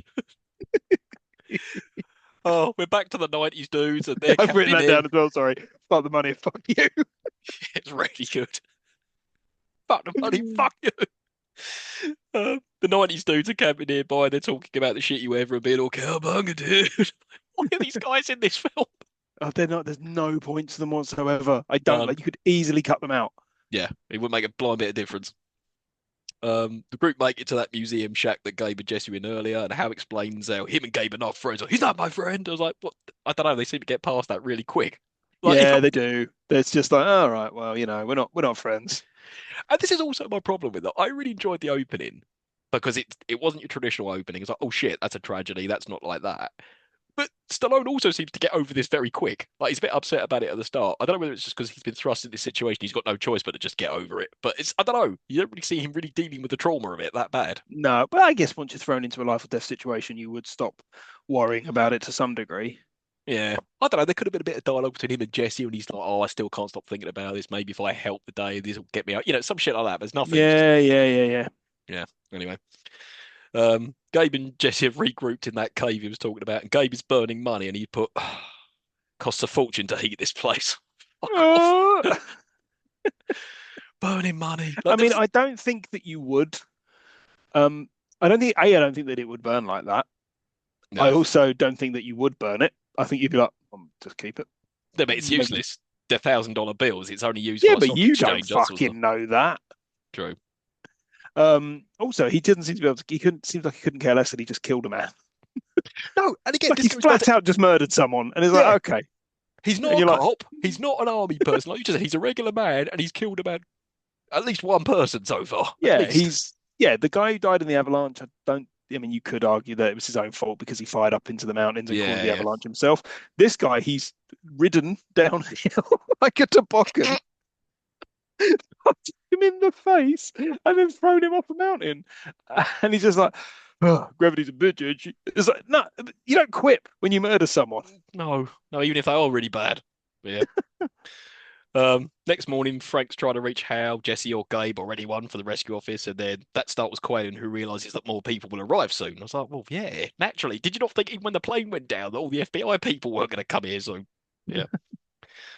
Travis wants to know how far until the next case, and he thinks how he's taking them on a different route on purpose. Like, he is. That's exactly what he's doing. It's Yeah. very obvious. That's what he's doing. That's why they're going on a Lord of the Rings quest. They could have got there in like a quarter of the time. Of course, the 90s dudes arrive and they spot Hal, they recognize him, and he pleads for them to run for their lives. But then Brett is shot and killed by Leon, but Evan manages to get away by base jumping off safety to a ledge. I'm like, what? What? Why? Yeah. It's I just to guess, make them seem worse, I think. I think the only reason these two are in there is to make the bad guys seem worse. But in that regard, why didn't they kill both of them? Why do well, I I think give a they were shit that one trying of to. these goons survive? Well, No, they I don't just know mean he the survived. film. Why? Yeah, but just for the film. Oh, I Why does see. one of them survive? Yeah. Barely survive, I might add. The fellowship continues across the mountains with Gabe and Jesse pursuing, and then Gabe confirms to Jesse that Hal is indeed deliberately trying to take them the long way round to the next case. So they need to then travel through a crack in the cave to beat them to the next case. What? Why? How does he know this cave? He's going to get them quicker to that fucking case. He knows those mountains. And at this point, Travis has had enough of this shit and he wants a chopper out there. So Quaylen tells him that he's in too deep and there's no turning back for him. And he's kind of like, oh, I guess you're right. I mean, there could be. He could just go back to the plane and go, "Oh, I survived." No, no, wait, he can't. It's not his plane. Yeah, okay. There's no Yeah, really way that he can get out of this. yeah, no, he's fucked. He's fucked. Gabe discovered they were in a bat cave after finding a load of jizz on the ground, and then the bats attacked them, and that's the end of that. And What was then the he became Batman. yeah? That was already taken, so he became Judge Dredd instead. Oh Jesus, another one for the list. Frank's flying over the helicopter looking for the team, and then he finds something on the thermometer or some shit. I don't know, like a heat map or something. And then not yet dead Evan is hanging from a tree as wolves start trying to eat him, and then Frank discovers him after frightening away the wolves. I was firing his gun. I was like, why does Frank have a gun? But that's the last we see of Evan, I think. Like he Yeah, survived, and that's it. That's it. his The mate's group dead. because then when later on when Frank comes back again, Evan's not in that helicopter. So So he must where have did gone back, dropped him off yeah, come back at the again? hospital, and come back again. Oh, Frank works for his money. The group are climbing over that rickety drawbridge, and then Quaylen tells Leon to kill Hal once they have the money. He's like, again, why do you keep saying things aloud? Yeah, he can hear you. Yeah. In another helicopter, that bloke from the Terminator and FBI agents are flying over investigating the site of the plane wreckage. They're not doing a very good job of it. It's kind of over there, I guess. I Yeah, don't know. Who maybe knows? maybe land, maybe land, Just circling maybe around. just land and have a look at it. Not just look at it from there and go, "Yeah, it's definitely a plane." Yeah. See anybody? No. No, that might be a person or it might be a log. Yeah, the mountains are vast. What are you looking for? Leon spots Gabe emerging from the snow, having climbed up through the cave, and he demands to know where the money is, but Gabe explained that he burnt it, and then he managed It to is funny wound. on this mountain; they're all just conveniently running into each other all the Yeah, time. So, oh, there you are. Hello. these massive, massive, massive mountains. And then he cuts Leon with like a pick, pickaxe or something like that, and then falls back into the cave, and then 30-foot fall down the cave, he's fine. he's fine. And then Leo just abseils down at the Yeah, cave despite I having meant half his it. leg cut off When did he have time to bring up that sail? Well, I'm going to go get him. with half his leg Put hanging that in, off. that in, and just tie that up, and just tuck the slack. And oh, And then he beats the absolute shit out of Gabe. Like, yeah, he's a mercenary. That yeah. absolutely makes sense. Beats the absolute holy fuck out of him. And he says, oh, I'm going to ask you 3 times where the money is. He's like, my caddy only asked him twice. But all right, he's going to ask him 3 times where it is. And after beating the shit out of him, Gabe suddenly gets superhuman strength. He gorilla presses him. And then he piles him on a spike. A stalactite. Is that what it is? Yes, stalactites hang down, stalagmites point up. Oh, well, thank I you. think you'd probably have more chance impaling someone on a stalagmite because you could use their body weight and gravity against them. Whereas this, I don't think it would be that sharp or strong No, enough to pierce through a man. it's so ridiculous. Like, that was a point I laughed out loud. It's like, oh, come on, movie. You've had me for a lot of this, but it's just fucking stupid.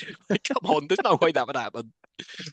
It's also the Uh, bit where suddenly Leon just becomes really unpleasant and just starts referring to her as a bitch. She's like, oh, stop yeah, it. come Stop it. on. Come on. You don't have to do that to be bad. We know you're bad. Yeah. Got yellow teeth. Of course you're bird. Ugh. Frank's still radioing, trying to find out what's going on. I was like, you're fucking useless, Frank. And then Crystal is setting up bombs for 5 minutes to blow up the cave. And I've written down again, why 5 minutes? Why? Just get a remote control detonator. It will make your life easier. Or just put the bomb down, go a distance, and shoot it. I don't think that works. I don't think if you shoot a C4 plastic explosive, it explodes. We should try. No, it wouldn't. You need to pass an electric current through it. Well, if you're going to be an arsehole about it, I whatever. am going to be an asshole about Right. it. Hal manages to swipe Quaylen's radio and signal to Gabe and Jesse to get out of there, but Craig Fairbrass stops him. I was like, look, wouldn't he be killed at this point? Oh no, they still needed You to get to the just, case, didn't they? do they? Yeah, I think they still needed to find out where the last third case is. So yeah, but you think by this point they would have really had enough of this shit, just kill him. Stop sabotaging us. Eh. He's done his own thing. He's called out. He's trying to nick their radio. He's told the dudes to run away. He's just done everything they don't want him to do. Put his dick in his pocket. It's like, get out of there. He's done that thing where you hold your hand in a little circle, make them look at you, go, Uh, uh, uh. yeah, dead legging people, everything. Right. Give Quaylen a wet willy. Yeah. Get your finger out of my ear. Ugh. I don't know where that's been. Because that's plausible for him to say that in this film. His dialogue is so stupid. So Anyway, Gabe and Jesse are going to abseil down the mountain using that 60-year-old rope for some reason they took from the museum, and the bomb is nearing detonation when they spot Frank and the helicopter. And then, as they're traveling down, of course, that rope is breaking away, but he manages to grab Jesse and pull her up with the strength that he didn't have for Sarah earlier on. It's like, So there's what? there's a couple of bad lines of dialogue here. We've gone past one a little bit when the female mercenary is what's her name, Crystal, Crystal. Yeah. is setting the bombs, and she's like, "You should see me bake a cake." So that's a terrible fucking line of dialogue for a start. For a second, I'd forgotten that after the plane crash, she has about 3 lines of dialogue. She's barely in it. Like she just stood there for most of it, not doing anything. And then before they do the abseil with it, the shit old rope, they're like, "Would it hold?" I don't think so. Bad answer. And then just go down anyway. So what the fuck is this dialogue? That is so like first draft silly bullshit. Yeah. And then it Yeah. proceeds to hold quite well. Quite well. Until It it does its doesn't. job. But then he catches her and then has the strength to pull her up that he didn't have Yeah, for Sarah earlier on. and they don't make a big deal of it. I No. thought they were gonna like when he grabbed her. I thought, oh, you're gonna drag this out. He's gonna be like, Yeah, and yeah. like, Not no, no, again. straight No, up, you know. straight up. Yeah. He's learned a valuable personal lesson about not dropping women off mountains. Yeah.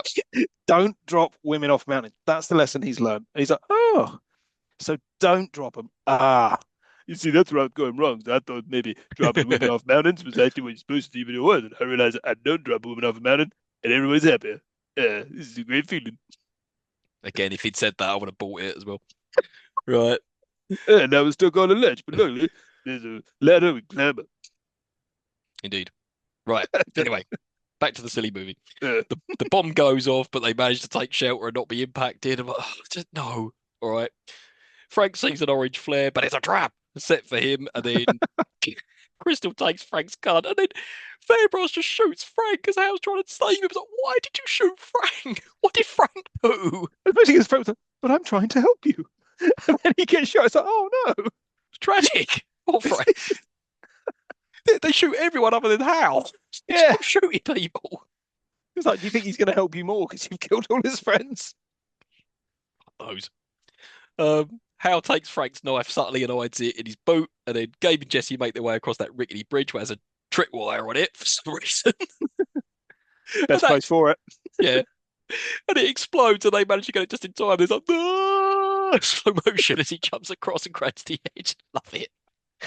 Oh, I do like a slow mo blow up action scene. Really good. In Frank's helicopter, Crystal breaks the news that there isn't much fuel, so they can't locate the third case. Of course. I'm like, also, Ah, why is Frank flying a plane that doesn't have much fuel on it? Why? Or did he waste it taking Evan to the hospital because or I'm not something? because I'm not made of money. Yeah, This is just enough to get us to Asda and back home again. yeah. I'm not putting in any more than I need to. The sad thing is that is what you We'll do. let you'll let your mother fill it up in the morning. She's the one who used it all. Yeah. Oh, sharing a car's great. Right. Anyway, Travers and Quaylen start arguing over the tracking device and code, and then Quaylen decides to shoot Crystal, so they no longer have a pilot, and only Quaylen can fly the helicopter. All right. Do you know what true love is? Sacrifice. It's like, what? Why? And I couldn't work out a Crystal and Quaylen a couple, or is I he? think so. That's what I always Yeah. assumed. What I always Okay. assumed. Right. He shoots her for no fucking reason. And again, she's had 3 lines of dialogue in this entire film. Yeah, we ain't gonna miss her. Yeah, and also she's a pilot, but also knows how to wire up bombs. All right. She Okay. seems like someone you'd want to keep around. Yeah. I don't Just know. shoot Travers. He's a dickhead. There's so He's much very like annoying. bartering with Travers. Oh, I suppose they still need him for the tracking For device. the 5,000 codes that he knows off the top of his head, bald head. 50,000. Oh, 50,000. sorry, 50,000 codes he knows off the Yeah. top of his bald head. Yeah, none of that's explained. Gabe tells Jesse to go back to the office and call for help, and he'll go off the house. Like this is just an excuse to just have Jesse then come back later Yeah, on, isn't it? yeah, Yeah, yeah. yeah. And then that bloke from Terminator is still flying about looking for whatever. Good. Can you see something down there? No. So Gabe's now alone now that Jesse's left and starts making his way up some shitty old ladder to the top. And This is the yeah, bit where it zooms out and you see him climbing up the ladder, but his jumper is so brown. It was, took me fucking ages to work out where he was. I was like, what looking at? yeah. Why is his jumper brown? It was kind of a light color, wasn't it? Yeah, now it's just like he's just melded into the mountain. Maybe. And then, of course, he gets to the top and he finds the last case of money. He's like, why? Why does he keep finding the cases before everyone else? This would have been better, I think, if at this point the henchmen were one step ahead and they found the case, had it, and then he managed to get it back off them. Do you know what I mean? Like every Yeah. time he's just one step ahead and it's just a bit repetitive. And then Travers, Craig Fairbrass, and Hal make it to the location. I was like, right, there's only three of them now. Oh yeah, because Quaylen's waiting in the helicopter, already, because he said he's not going any further. They just bring the Mhm. case to him. Yeah. And then Travers orders Fairbrass to kill Hal. And then Hal calls Fairbrass an asshole. He's like, I might be about to die, but you're an asshole. Then Fairbrass says, you're a loudmouth punk slag who's about to die. Loudmouth punk slag. I'm going to start calling people that a punk slag. You loudmouth punk slag. Love it. Yeah, I might be about to die, but you'll always be an asshole. So, what? He's just going to shoot you quicker. But instead of shooting him, Fairbrass starts going on about football for some Tell reason. me, do you like soccer? Right, A, no self-respecting Englishman would ever call it soccer. Exactly. We'd say, do you like football? They'd be like, American football? No, football. The real Not, football. not rugby with pads, you pansy. Yeah. But no, and then he just starts beating the shit out of him and just keeps on going on about football. And then Hal just retrieves Frank's knife and stabs him. And then as he's falling off the cliff, he gets hold of Fairbrass's shotgun and shoots him just for added measure and he falls off the cliff. It's fucking brilliant. Oh, that loudmouth punk slag. Yeah, I remember that bit quite clearly from when I was younger as well. It was that and the bit at the beginning where the FBI agent gets blown off the plane.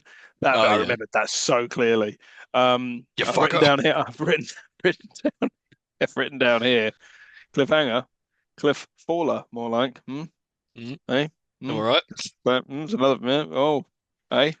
But luckily, our heroes are reunited as Gabe and Hal, Rescue Rangers. Yeah. Although at this point, no, they've not reunited just yet. No, no, damn it. They will be though. Travers sees the tracker from the case is on the move and it's not in one location. And then we see that he's put it on a rabbit. But why has he done that? I read that he took the time to catch a rabbit and strap a tracker to it. Have you ever tried catching a rabbit? It ain't Well, that gonna hey, happen. yeah, he's caught a rabbit easily. He's then managed to tailor the harness specifically to fit around a rabbit with no conscience paid to what might happen to that rabbit when Travis catches up with it. Yeah, he's gonna shoot Apparently, it. in an early test screening, the rabbit died, Yeah, and they had to go back and reshoot that because the audiences did not like the fact that the rabbit got shot. yeah, I understand. I understand. Um, this could have been the moment the good boy from the earlier on, the dog that we saw. He could have had the tracker on him, but no, it's just a rabbit. Why Oh, would don't the shoot dog the be? dog. No, don't shoot Why the would dog. the dog be up there? Why wouldn't he? He could have been with Just, Frank, you know. just wanders into shot again. Oh, Yeah, hey, there's a Rover. dog. What are you doing here, man? I told you, stay at home. Oh, that dog. Right, then Travis calls Quaylen and explains that Gabe's still on the loose, but Quaylen says no names. Like this is an open line. It's like it's always been an open line. What? Why is he What suddenly an care idiot. about it now? And then he starts going, "Oh, Eric Quaylen," and then the bloke from Terminator hears the helicopter and he starts to track the frequency, which is 8 minutes away. How, how do you know it's 8 minutes away?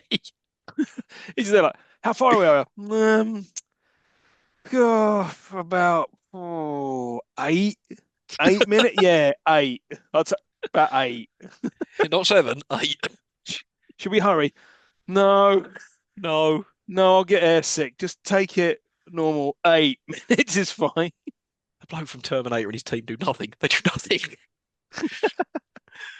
Travis finds Gabe and tries to shoot him, and we get that iconic shot of Gabe jumping over the cliff to safety. When reality, he would be dead.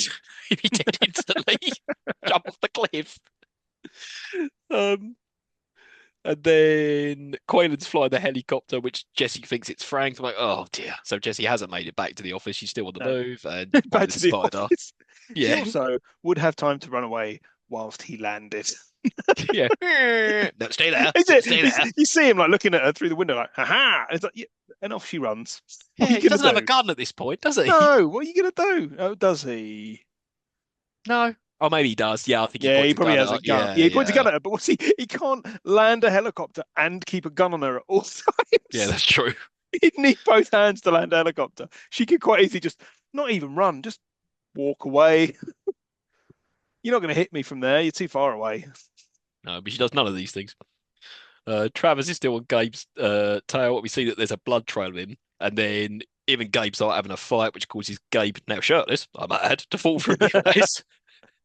And then I think he shoots him with a bolt gun. Because at first I was like, where did Sly get that gun from? I was like, oh no, it's one of the bolt guns that It's helps the you bolt climb up the guns that cliff. they, yeah, which by Yeah, the way does not work. It's one of the things that people hate, like climbers don't like about this film, is that that wouldn't work at all. That tech does not exist. it's cool as shit. Though when he shoots him, it's proper bloody. And Travis like, oh, and then Yeah. falls into the ice. So, like, that's probably the best kill in this film. Um, Quaylen's radioing out. No, hang on. Oh no, that's the point when Hal arrives and he pulls Gabe to safety out of the Yeah. ice. I He was like, just so happens oh, to be where he is. oh no, Gabe. Gay Ben How Rescue Yeah. Rangers. At this point, he almost certainly would die of hypothermia. No Oh coat, yeah. no shirt, and he's in icy water. But no, he's fine. He's fine. Quaylen's radioing to Travers, but on that radio that's lying around, but Hal and Gabe speak to him instead and tell him it's over. And then Quaylen explains he has Jesse with him and he wants that money and come to the highest point possible. But why? Oh, so the helicopter can land. Okay, yeah. Mm, And then Quaylen lands the plane after seeing Gabe with a bag of money. And then Gabe tells Quaylen to set Jesse free and he'll throw him the bag of money, which he agrees to. I was like, he could have just shot her. It would have made no yeah. difference. Yeah, fine. And then Jesse just runs to safety. Like, that's the end of that. And then Quaylen maneuvers the helicopter at Gabe, but instead of throwing the bag of money in the helicopter, he throws it into the propellers. He's like, damn you, Walker! So I'd be a lot more angry if that happened. There's no more money left. There's Yeah. nothing. I'll be fucking furious. But no, it's just a small inconvenience. And then Gabe rigs up the helicopter to a metal ladder and it starts pulling Gabe off the cliff. Like this point, it's just absurd. The helicopter gets out of control and it causes it to clash to the side of the cliff. And then Where's Quaylen. Hal gone in all of this? Yeah, I was just thinking that. He's just fucked off. Yeah, you go deal with Quaylen. I'm going to sit over here. Have a He's gonna quiet have a sit. sit. I've Yeah. been walking a lot, been on my feet all fucking day. To be fair, he's done a lot of walking. He took the fellowship all around the mountains. And then, yeah, Quaylen and Gabe start having a fight on the side of the helicopter. And then Gabe beats Quaylen back into the helicopter. It's And where then he says, "Remember, keep your arms. shithead, keep your arms and legs in the vehicle at all times." And that's where it's like, okay, that's why he said it at the beginning where it didn't make any sense because it makes sense here, but it still doesn't make that much sense here. No, I mean, no. would you take the time to quit while you're in quite a precarious, dangerous situation? Also, I do love how you don't get that many shots of John Lithgow and Sylvester Stallone standing side by side because John Yeah, Lithgow's fucking huge. yeah. Sylvester And, Stallone, we turn him, man. and I'm sure it's clearly not those two anyway. It's probably two stuntmen having a Two fight. stuntmen, yeah, yeah, Yeah, yeah. And then Gabe then holds onto the cliffs. The helicopter falls to the ground and blows up. And John Lucas like, no! Just blow. yeah. It just I love the blows. shot of him looking out the bottom, like, uh-oh. It just blows up. And then the bloke from Terminator arrives his helicopter and presumably rescues them all off the cliff. And it just ends. Yeah, Credits it's just just come ends. up. Just really I'd like to think abruptly what would ends. actually happen is that they would all be under arrest. Yeah, and More. interrogate and investigate what the hell happened here and stuff. You've murdered four people, Oh yeah, that's true. He's murdered at and I least don't, four I don't, people. I don't care that they're mercenaries. You've still murdered four people, including a government agent. Yeah. So that was Cliffhanger. Now, I'm disadvantaged for the next point because we always talk about what we loved or hated about it. But then I don't think I remember enough of it to comment. But what I will say is that beginning bit traumatized me. I was like, oh my God, that. No, I was just like, this is not what I was expecting. This is harrowing. Fuck. Like, what the hell? So I'm gonna fire it back to you. This would have been right up your street. What did you love about it when Yeah, you right were a up my kid? street. This, especially the harrowing bit at the beginning, because I'm not a coward like you. Um, what did I love about it? This is an absolute nuts and bolts 1980s/90s action film, right? Yeah. This is exactly what it says on the tin. You could lump this in with any of the Commandos, the Rambos, the Time Cops of this era, and it will sit quite neatly along them. It has got a baffling performance by John Lithgow, Baffling.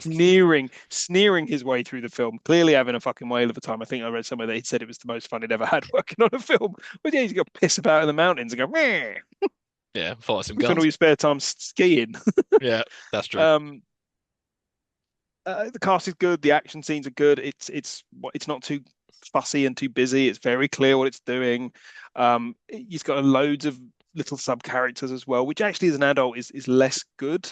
I Mm, think it could be a little shorter. But as a kid, you just love to see all those different characters, like people get killed off, and it's like it hits all of those different beats. Yeah, it's just perfectly entertaining way to spend a couple of hours when you're a kid, and you yeah. just want to see punchy, fighty, explodey action films.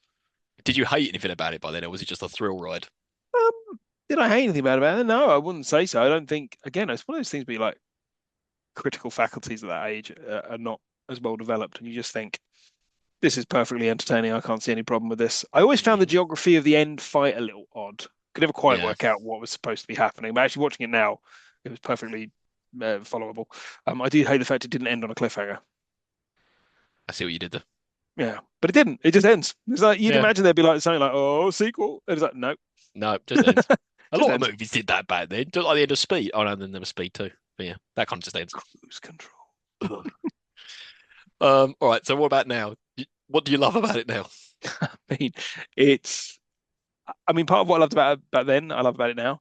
Yeah, It's very simple, does what it says on the tin, perfectly serviceable action film, right? It, it's again, it's just entertaining. Like all it is trying to do is entertain you. It's not trying to do anything clever. It's not trying to be complicated. It's just like, oh look, here's some bad guys. Here's some good guys. Here's an impressive stunt. Here's another impressive stunt. There's an explosion. You enjoy that? Cool. End. yeah. All right. Did you hate anything about that? Did you watch it just like, oh no, I hate this. I hate Too this. long.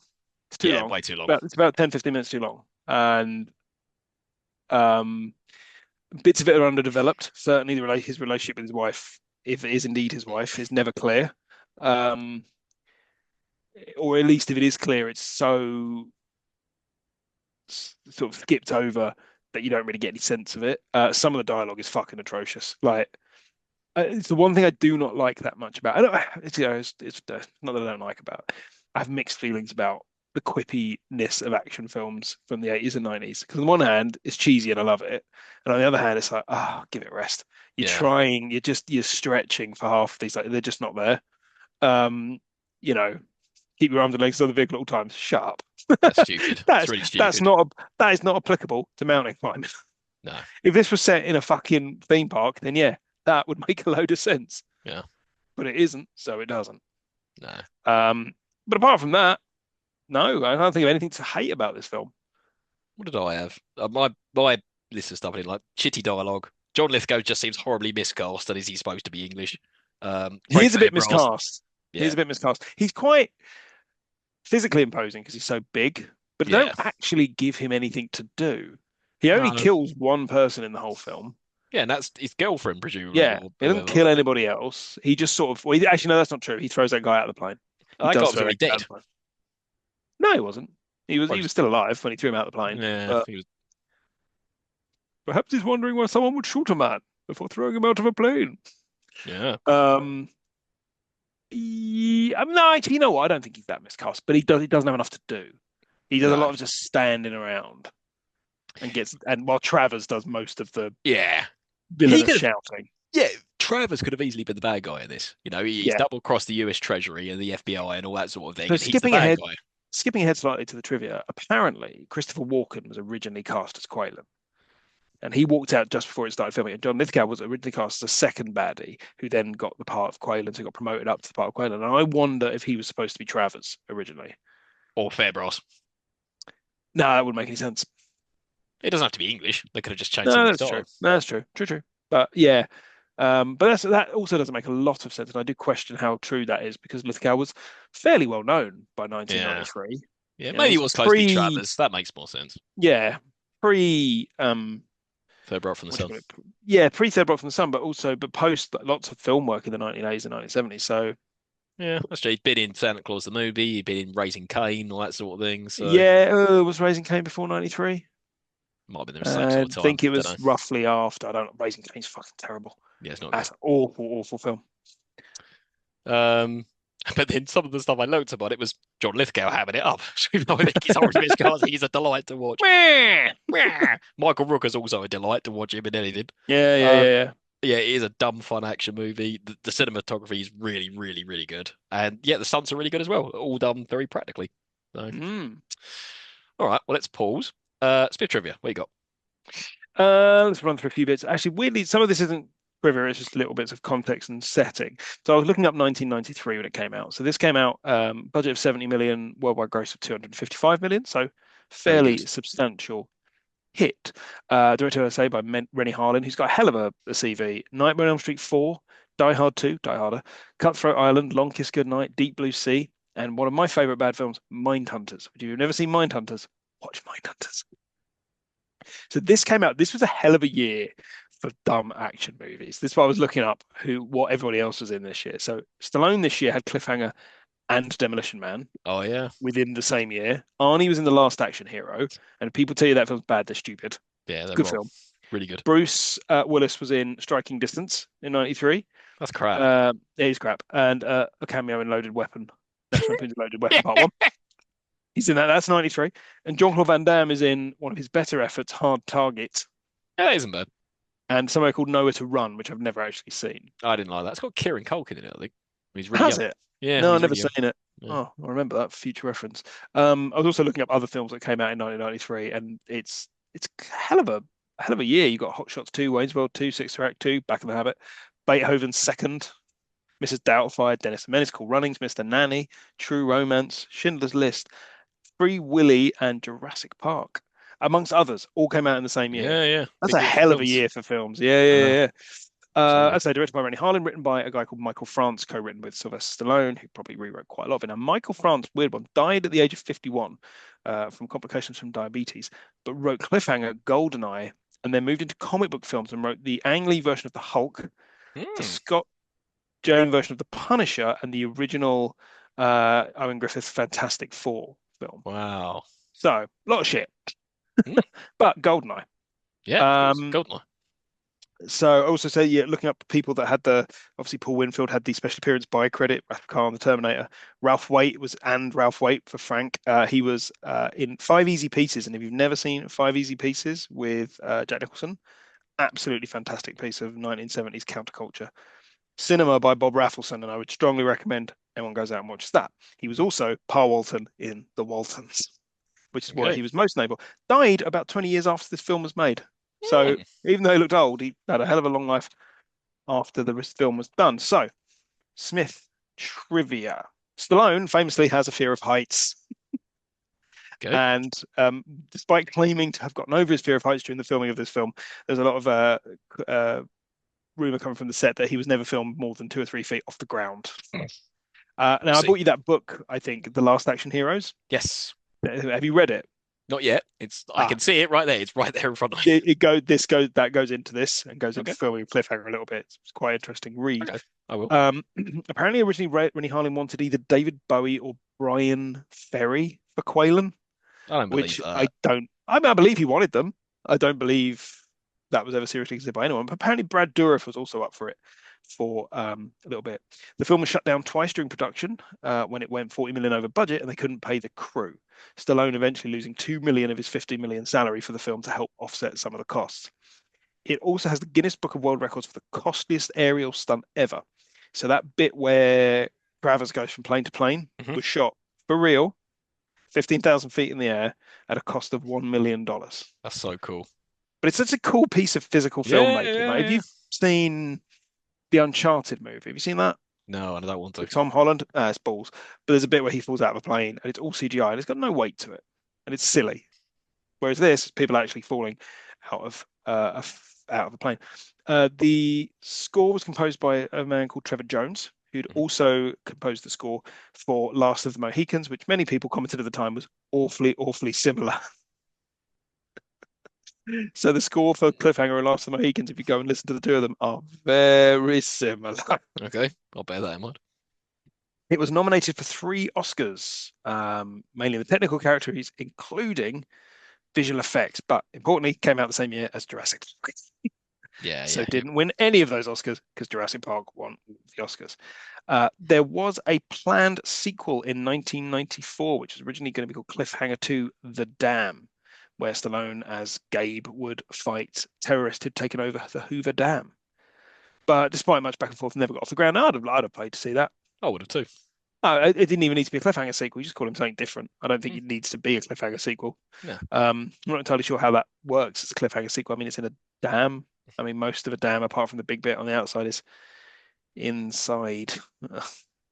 Although just I a guess he'd be continuation of climbing the around characters. the Yeah. Grand Canyon. Yeah, yeah, yeah. They then approached the 2009 reimagining, which never got off the ground, and then a 2015 sequel with Stallone and Jason Momoa. But again, that didn't work. They tried again in 2023, didn't work. Now, there is a 2024 reboot, which is filmed, will be Oh out this fuck. year. Oh It's not, it's no. starring Lily James and Pierce Brosnan. Um, it's not out yet, but Oh it is out God. at some point. It has filmed that film. The new Cliffhanger is coming. It will be forgettable shit, I would imagine. Oh, why do they do? Why can't they just leave things alone? Yeah. The end credits for the film included a message that the Black Diamond harness that was used in the intro was modified to fail. Okay. So the manufacturers didn't lose money by people looking at it and going, well, I'm not going to buy that because that one fell off Right, a fucking right, right, mountain. right. Got it. The bit with the bats in the bat cave, originally they were going to film with real bats, but Sylvester Stallone and Janine Turner were too afraid of the bats, and so they did it with CGI and inserts. They didn't Oh, want to get in a cave with bats. I mean, would you? They can really Uh, start attacking you. this is true. Also, the entire premise of this film is completely flawed.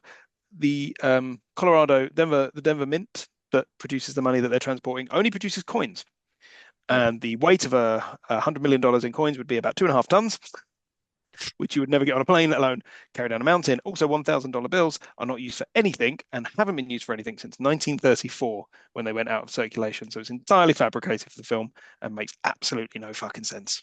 I love it. So that is all of the trivia that I have. Fascinating. Now, you said something about the Leon. I did read somewhere that he impressed them in an open casting, but um, Yeah, that's just what I heard, that he's a rapper and he just went in, just did a cast, and I'm like, okay, cool. And then they cast him. So there you go. he's one of the many people in this who are still working to this day.